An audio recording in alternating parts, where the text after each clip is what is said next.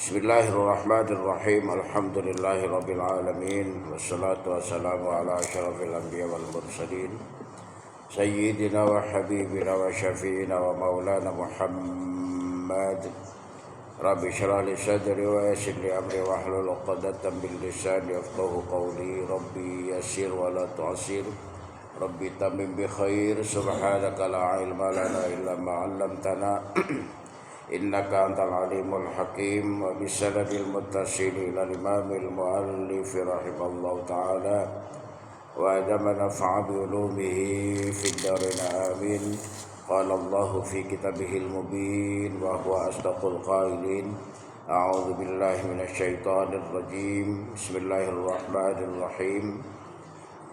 Utlu ma uhiya ilaika minal kitab wa aqimis shalah innas sholata tanha 'anil fahsya'i wal munkar wa la dzikrullahi akbar wallahu ya'lamu ma tasna'un. Al-Ankabut ayat 45. Shadaqallahul azim wa ballagha rasuluhun nabiyul habibul karim wa nahnu ala dzalika minasy syahidin wasyakirin walhamdulillahi rabbil alamin. Para alim ulama, para asatidzah, para hujjaz, bapak-bapak, ibu-ibu, hadirin hadirat yang dimuliakan Allah Subhanahu wa taala. Pertama, karena kita berada di dalam masjid ini, niatkan i'tikaf selama ta'lim. Niat i'tikaf selama ta'lim lillah karena Allah Subhanahu wa taala. Kemudian kita niatkan thalabul ilmi karena kita duduk sesaat saja di majelis ilmu ini, nilai pahalanya di mata Allah Subhanahu wa taala sama dengan kita melaksanakan sholat sunnah 1000 rakaat. Amin ya rabbal alamin. Pada pagi hari ini kita akan membahas surah Al-Ankabut ayat 45. A'udzubillahi minasyaitonir rajim. Bismillahirrahmanirrahim. Utlu ma uhiya ilaika minal kitabi wa aqimis shalah innas sholata tanha 'anil fahsya'i wal munkar wa la dzikrullahi akbar wallahu ya'lamu ma tasna'un. Utlu, bacalah,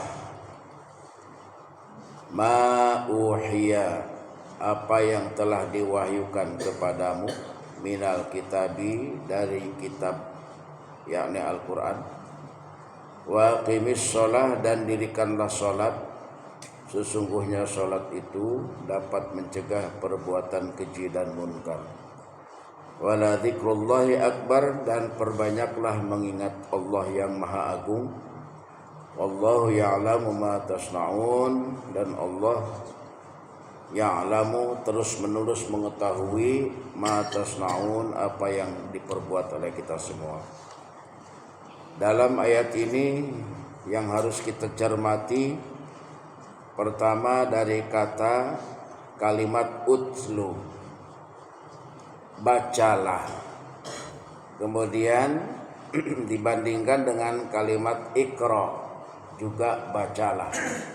Apa perbedaannya kata utlu dengan ikra? Kalau ikra seperti yang tertera di dalam surah Al-Alaq, Iqra bismi rabbikal ladzi khalaq, bacalah dengan nama Tuhanmu yang telah menciptakan. Berarti bahwa arti ikra itu membaca secara umum. Membaca secara umum, membaca kitab, membaca alam, membaca diri kita termasuk bagian dari alam. Coba perhatikan konteks ayatnya. Iqra bismi rabbikal ladzi khalaq. Bacalah dengan nama Tuhanmu yang telah menciptakan. Jadi ciptaannya yang kita baca, ciptaannya yang kita analisa, ciptaannya yang kita teliti. Meneliti diri sendiri, ada beberapa anasir dalam tubuh kita, ada daging dan kulit dari tanah, tanah dari air. ada tulang, tanah dari udara, maaf. Daging dan kulit dari tanah, tanah dari udara. Tulang dari air, air dari udara. Urat-urat dalam tubuh kita dari udara, udara dari air. Darah yang ada di dalam diri kita ini dari nur atau nar. Kalau nur itu cahaya yang sejuk, sedangkan nar itu cahaya yang panas. Itu kita membaca dengan sebutan Iqra. Kemudian Iqra membaca alam. Seluruh anasir alam, ada bumi, langit, planet-planet yang lain, ada udara yang kita rasakan, itu kita membaca. Itu baca kata Iqra. Sedangkan dalam ayat 45 Al-Ankabut kata utlu itu berasal dari kata tala yatslu tilawah.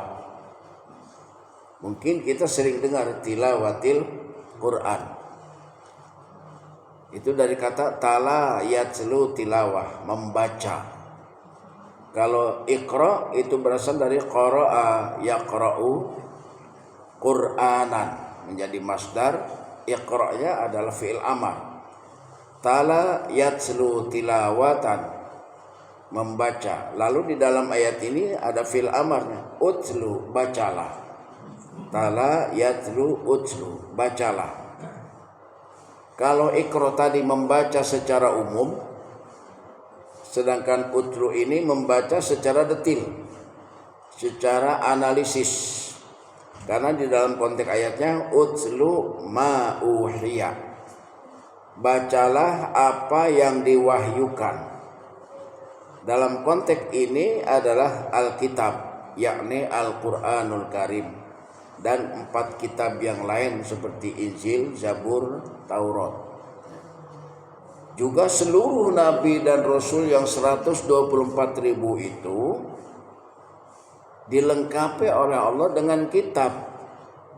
Tapi yang wajib diketahui oleh kita hanya 4 kitab saja, yaitu Injil, Zabur, Taurat, dan Al-Quran, serta Suhuf Ibrahim dan Suhuf Nabi Musa alaihi salam.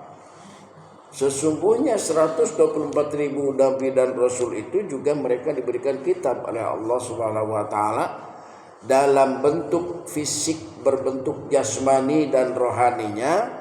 Itu kitab dari Allah Subhanahu wa Ta'ala kepada Nabi dan Rasul. Tapi yang dibumikan, yang wajib diketahui oleh kita, diimani, adalah 4 kitab saja: Injil, Zabur, Taurat, dan Al-Quran, ya. Jadi kita menganalisa, meneliti wahyu. Makanya di dalam ayat ini menyebutkannya utlu, bacalah, analisislah, telaahlah, ma'uhiya, apa yang diwahyukan. Yang kedua, kita menganalisis selain kata utlu adalah kata wahyu. Wahyu, pertama, arti wahyu yang sebenarnya wahyu itu hanya kepada Nabi dan Rasul. Wa ma yantiqu 'anil hawa in huwa illa wahyu yuha. Tidak pernah para nabi dan rasul itu berkalam dengan hawa nafsunya. In huwa illa wahyu yuha. Mereka berkalam kepada umatnya berdasarkan wahyu dari Allah Subhanahu wa Ta'ala. Itu makna wahyu kepada nabi dan rasul. Lalu bagaimana kalau wahyu itu kepada selain nabi dan rasul? Kita ambil contoh ketika ibunya Nabi Musa melahirkan seorang bayi yang bernama Musa itu, dalam kondisi saat itu Fir'aun sedang membinasakan seluruh keturunan anak laki-laki dari Israel. Ibunya Nabi Musa mendapatkan ide, gagasan dan rencana membuat kotak kedap air, lalu dihanyutkan ke sungai Nil di Mesir, pada saat istrinya Fir'aun Siti Asyah sedang mandi, dengan harapan nanti Siti Asyah itu melihat bayi, cinta kepada bayi itu, dan selamatlah anaknya, ibunya Nabi Musa itu. Ide dan gagasan itu dalam diri ibunya Nabi Musa itulah namanya wahyu, tapi dalam konteks hidayah. Dalam ayatnya, dalam Al-Qur'annya sebutannya wahyu. Wa auha ila ummi Musa. Diwahyukan kepada ibunya Musa. Ingat, kalau kita artikan diwahyukan kepada ibunya Musa, ingat, ibunya Musa bukan seorang nabi. Dia seorang manusia biasa, sama seperti kita. Lalu kata wahyu di dalam ayat itu maknanya apa? Diberikan petunjuk, hidayah, ide dan gagasan kepada ibunya Musa. Itu namanya wahyu. Lalu Siti Asyah cinta kepada bayi yang ditemukan, itu juga namanya wahyu, tapi berbentuk hidayah yang sudah dihujamkan Allah cinta kasihnya kepada qalbunya Siti Asyah, supaya ketika dia melihat bayi itu cinta dan sayang. Jadi cinta dan sayangnya itu juga hidayah, dalam konteksnya wahyu. Dan kepada kita, malaikat Jibril itu terus menerus menyampaikan wahyu, tapi dalam konteks hidayah. Di mana malaikat Jibril itu? Dalam diri kita. Di mana posisinya? Di ubun-ubun ini. Di ubun-ubun yang selalu menekan semangat, yang selalu menekan malas, yang selalu menekan untuk tidak bangun malam, supaya bangun malam terus. Itu adalah malaikat Jibril yang selalu memberikan ide, pemikiran cemerlang dalam diri kita. Kita bisa memilah dan memilih, menganalisa dan lain sebagainya. Itu adalah malaikat Jibril yang ditugaskan Allah kepada seluruh umat manusia. Coba perhatikan surah Al-Baqarah ayat 34.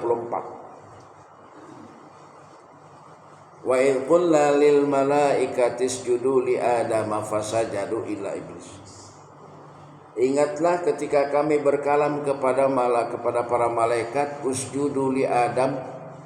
Kata usjudu li Adam di sini bukan sujud salat. Bahasa kita, layanilah anak Adam, wahai para malaikat. Nabi Adam dilayani selama di surga oleh para malaikat atas perintah Allah. Anak-anak Adamnya, keturunan Adamnya dilayani oleh malaikat atas perintah Allah. Jadi ketika kita berada dalam kandungan ibu usia 4 bulan saja, itu malaikat sampai sekarang masih ada melayani, menjaga rahim, menjaga nutfah, menjaga alaqah dalam diri kita. Lalu di dalam ubun-ubun itu malaikat Jibril ditugaskan oleh Allah Subhanahu wa taala. Jadi sehari semalam itu malaikat yang menjaga kita ada 20. 10 malam, 10 siang. Pertama itu yang di ubun-ubun adalah Jibril alaihi salam. Dan kepada Nabi dan Rasul menyampaikan wahyu kepada kita namanya hidayah, petunjuk, ide, gagasan. Kita bisa berpikir positif, bisa berpikir mana yang baik dan buruk, itu hidayah. Malaikat Jibril lah yang menyampaikan kepada kita atas instruksi Allah Subhanahu wa taala. Kalau kita kenal ini, maka kita mengenal Allah Subhanahu wa taala. Ini wahyu. Lalu berikutnya malaikat yang ada dalam diri kita. Di 2 mata ini ada 2 malaikat. Mata kiri dan mata kanan. Di 2 telinga ini ada 2 malaikat. Telinga kanan dan telinga kiri. Di tangan kanan dan kiri ada 2 malaikat namanya Kiraman Katibin. Kiraman Katibin itu kita yang sudah booming adalah Raqib Atid.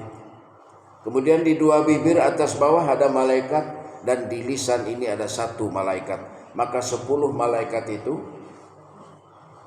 sifannya gantinya subuh ini, malaikat penjaga malam subuh kembali dan malaikat penjaga siang datang. Nanti balik malaikat penjaga siang itu waktu asar. Asar kembali, malaikat penjaga malam datang waktu asar juga.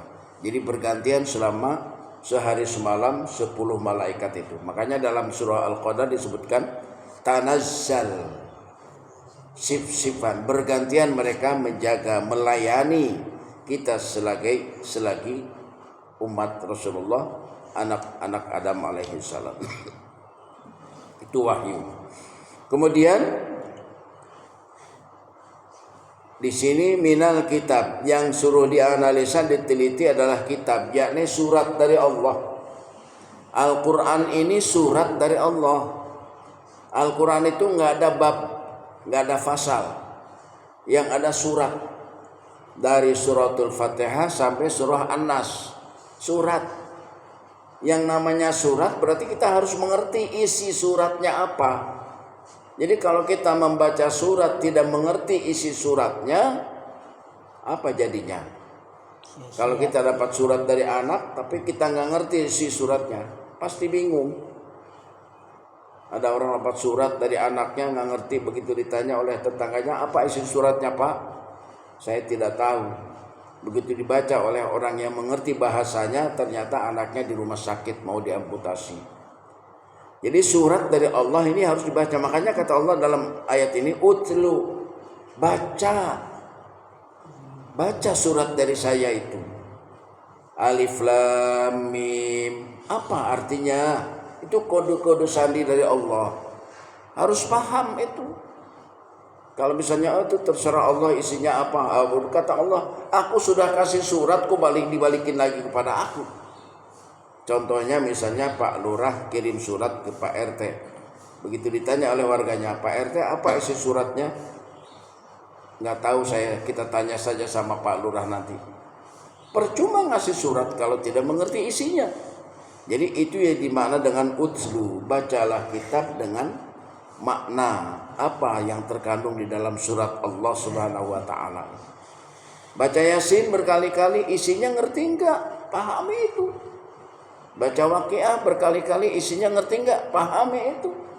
Jangan sampai kita tidak mengerti isi daripada surat dari Allah Subhanahu wa taala. Jadi Alkitab. Kemudian selanjutnya wa aqimis shalah. Kalau sudah kita faham tentang Alkitab, yakni Al-Quran, berarti sudah mengenal Allah. Kalau sudah kenal Allah, wa aqimis shalah, dirikanlah sholat. Apa itu sholat?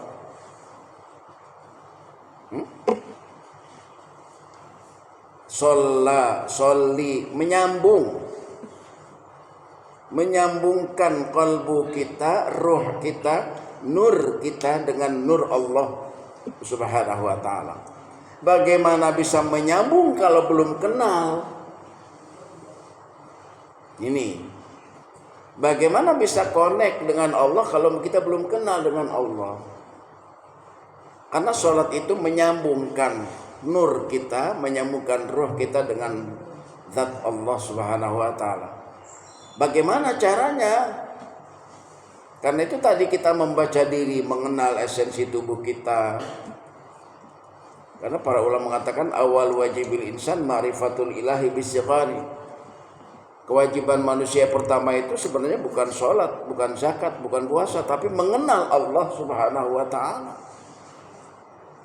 Kalau kita cinta kepada seseorang, pasti kenal. Syaratnya cinta, rindu, ingat, itu syaratnya kenal. Wa aqimis shalah, dirikanlah sholat katanya. Bagaimana sholat itu bisa? Inna sholata tanha anil fahsya'i wal munkar. Sesungguhnya sholat itu sebagai instrumen yang dapat mencegah perbuatan keji dan munkar. Bagaimana bisa mencegah perbuatan keji dan munkar kalau kita sendiri ketika sholat belum kenal Allah Subhanahu wa ta'ala? Kenali dulu Allah. Kenali secara zatnya. Zat Allah itu la tuhassu, la tujassu, la tumassu. Zat Allah itu gak bisa dibayangin, gak bisa diterawang, nggak bisa dipegang, tapi dirasakan ada. Contohnya secara real, kita semua masih bisa bernafas, itu adanya Allah. Rasakan kehadiran Allah ketika sholat. Ketika kita bernafas, nafas itulah atas instruksi Allah Subhanahu wa taala. Ketika kita ruku dan sujud, itu semuanya digerakkan oleh Allah Subhanahu wa taala. Jadi nafas keluar dan nafas ke dalam itu, sedetik mati, sedetik hidup, itulah Allah yang menggerakkan. Jadi rasakan itu bukti bahwa kita kenal dengan Allah Subhanahu wa taala. Tapi kalau ketika kita sholat, ketika kita mengaji, kita berdoa, tidak ada rasa itu, yang ada rasa hanya dirinya, itu bahaya. Maka kita tidak mengenal Allah Subhanahu wa taala. Sehingga kata Allah dalam ayatnya, a'ma fid dunya wa a'ma fil akhirah. Buta kita di dunia dan di akhirat pun menjadi buta, tidak mengenal Allah Subhanahu wa taala. Jadi ciri yang sederhana, yang mudah diingat, kita bukti mengenal Allah, kita ingat nafas kita ini, ruh kita ini, nyawa kita ini digerakkan oleh Allah Subhanahu wa taala. Itu buktikan kehadiran Allah, rasakan kehadiran Allah dalam setiap detik adalah nyatanya ruh ini, nyawa ini yang Allah berikan kepada kita. Supaya connect ketika kita sholat, sehingga disebut dengan khusyuk. Jadi khusyuk itu apa sih? Jumpa, koneksi kalbu kita, ruh kita dengan Allah Subhanahu wa taala. Jadi ingat Allah. Ingatnya apa? Oh, ruh ini adalah instruksi Allah. Ruh ini utusan Allah. Itu ingatnya. Nyambungnya begitu. Menyambungnya ketika salat Allahu Akbar, yang berkalam Allahu Akbar itu ruh. Ruh itu diinstruksikan oleh Allah Subhanahu wa taala. Kayak kita sekarang duduk mengaji, itu semuanya atas instruksi Allah. Rasakan kehadiran Allah Subhanahu wa taala, itu baru khusyuk. Tidak jamin hafal artinya, baca Fatihah artinya ngerti, tidak jamin itu menjadi khusyuk. Karena yang menjadi khusyuk itu kita kenal Allah. Fatihah dari basmalah sampai waladhdallin artinya ngerti, hurufnya paham semuanya, tapi nggak jamin itu, nggak jamin. Tahiyat artinya ngerti, tidak jamin juga. Karena yang menjamin itu mengenal Allah Subhanahu wa taala, dengan merasakan bahwa saya bernafas ini, itu bukti adanya Allah Subhanahu wa taala. Itu aja konsepnya, lebih sederhana. Jadi ketika bernafas, Allah yang mengendalikan nafas itu yang diingat. Maka barulah dikatakan khusyuk. Jadi ketika Nabi Musa itu berjumpa dengan Allah di Bukit Tursina, bahasa syariahnya pingsan. Bukan pingsan, ruhnya dengan ruh Allah itu menyatu. Contohnya dalam kehidupan sosial, coba dilihat kalau musim hujan. Laron-laron itu keluar mencari cahaya. Begitu dia sampai di cahaya lampu, rela melepaskan sayapnya. Itulah pingsan, itulah fana. Itulah khusyuk. Jadi kita khusyuk itu bukan ngerti seluruh bacaan ayat sholatnya, saya paham artinya. Bukan itu, tidak jamin itu. Jadi yang menjamin kita khusyuk itu adalah liqa. Jadi yang namanya khusyuk, tanya apa itu khusyuk artinya, tanya kepada Al-Quran, tanya kepada surat Allah. Kata Allah, yang namanya khusyuk itu liqa, berjumpa kau dengan aku. Bagaimana berjumpanya kau dengan aku? Ketika kau sholat merasakan ada kehadiran aku, nyawa itu utusan aku. Berarti kita jumpa dengan Allah. Itu maksudnya. Sederhana, itu biasakan. Rasakan kehadiran Allah Subhanahu wa ta'ala. Kalau sudah seperti ini, baru Allah nyatakan di dalam ayat selanjutnya, inna sholata tanha anil fahsya'i wal munkar. Sesungguhnya sholat dapat mencegah perbuatan keji dan munkar. Kita harus yakin bahwa sholat kita diterima Allah sekarang, bukan nanti. Jangan sampai gimana Pak sholatnya diterima, mudah-mudahan, bohong itu. Coba Mama Ol ngomong buah 2 kali, buah-buahan, berarti bisa jadi dari kayu, bohongan. Bagaimana Pak sholatnya dikabul Allah? Insya Allah juga itu nggak benar. berarti nggak ngerti sholat itu seperti apa. Sini sudah dijelaskan tanha anil fahsai wal munkar. Karena sholat itu bukan tujuan, instrumen, barometer ukuran, bukti nyata kalau sholat kita diterima oleh Allah kalau kita sudah tidak melakukan perbuatan keji dan munkar. Sudah tidak saling membenci, sudah tidak saling menggunjing aib orang, sudah tidak saling memfitnah, sudah tidak saling menyalahkan sesamanya, berarti nyata sholat itu diterima oleh Allah Subhanahu wa ta'ala. Jadi kita harus tahu kalau sholat kita sudah diterima oleh Allah. Ukurannya itu dia. Ini kata Allah, tanha anil fahsya wal munkar. Kalau kamu sudah tidak melakukan perbuatan keji dan munkar, bukti sholat kamu diterima oleh aku, kata Allah Subhanahu wa ta'ala. Kita harus tahu sekarang, bukan nanti. Sama dengan pahala, sekarang dirasakannya selama ruh ini menyatu dengan jasmani. Setelah taklim ada kepuasan batin, mengenal, oh ada pencerahan, pahala namanya, dirasakan sekarang. Dalam kehidupan sosial, haus minum, begitu minum hilang rasa hausnya, itulah pahala dari Allah Subhanahu wa ta'ala. Bukti jaminan ada kehadiran Allah sekarang adanya. Jangan oh nanti pahalanya nanti, kapan nantinya? Sekarang. Jadi sholat kita ukurannya juga sekarang. Diterima atau tidaknya sholat kita sekarang. Kalau kita sholat tapi kita masih melakukan perbuatan keji dan munkar, berarti sholat kita tidak diterima. Ingat, sholat itu bukan tujuan tapi instrumen atau barometer ukuran bahwa ibadah kita diterima atau tidak oleh Allah adalah perbuatan keji dan munkar. Selama kita tidak melakukan perbuatan keji dan munkar, berarti sholat kita dan ibadah-ibadah kita yang lain diterima oleh Allah Subhanahu wa ta'ala. Amin ya rabbal alamin. Kemudian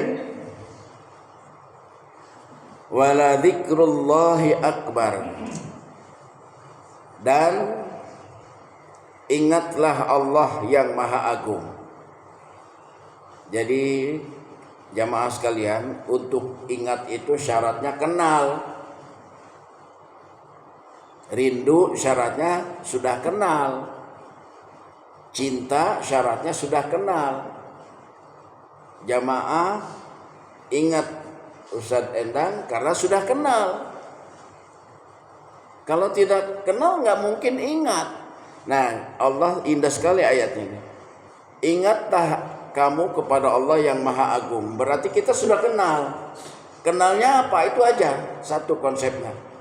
Bahwa dalam hidup ini ada ruh, ada nyawa, berarti ada kehadiran Allah Subhanahu wa ta'ala. Kita kenal dengan Allah Subhanahu wa ta'ala. Itu saja, ya. Sederhana. Wallahu ya'lamu ma tasna'un, dan Allah ya'lamu itu menggunakan fi'il mudhari. Terus menerus berarti menilai, mengetahui ma tasna'un, segala apa yang diperbuat oleh kita dari sejak kita dilahirkan, bahkan di dalam rahim sampai kita nanti kembali ini utusannya, kembali rasulnya, rasul Allah ini yang kita ingatkan, rasul Allah nyawa, rasul Allah itu nyawa, ruh. Jadi ketika sholat ada rasul Allah ini nyawa yang sedang menggerakkan sholat, itu bukti bahwa kita dihadirkan kehadiran Allah Subhanahu wa ta'ala. Nanti nyawa ini ruh yang terdiri dari 3 jenis, nurullah, nur Muhammad, nur insan, balik bareng kemana? Ke cahaya yang sangat dahsyat, yakni Allah Subhanahu wa ta'ala. Jadi kita kembalinya kalau meninggal jangan kembali ke surga, kembali ke cahaya Allah. Ayatnya kan jelas, inna lillahi wa inna ilaihi raji'un. Kita dari dia, dari nur Allah, kembali kepada nur Allah. Jadi kalau kita kembali ke surga nanti nggak ketemu Allah, kembali kepada Allah. Nanti kalau sudah kembali kepada Allah, maka yang lain akan kabur. Karena surga dan neraka itu psikologis, bukan geografis. Tapi digambarkan di dalam syariah itu geografis. tempat. Digambarkan surga itu tempat, neraka itu tempat. Tapi sebenarnya itu psikologis, membicarakan diri kita sekarang. Nur, cahaya yang terang. Begitu kita melakukan perbuatan keji, maka jatuhlah ke nar. Itu maksudnya. Nur kita cahaya yang terang, yang nyaman. Tidak melakukan perbuatan keji dan munkar, tidak membicarakan aib orang dan lain sebagainya. Begitu kita melakukan keji dan munkar, maka jatuhlah kita ke nar. Nur, nar itu sekarang. Jadi psikologis, surga dan neraka adalah psikologis yang kita ciptakan sendiri.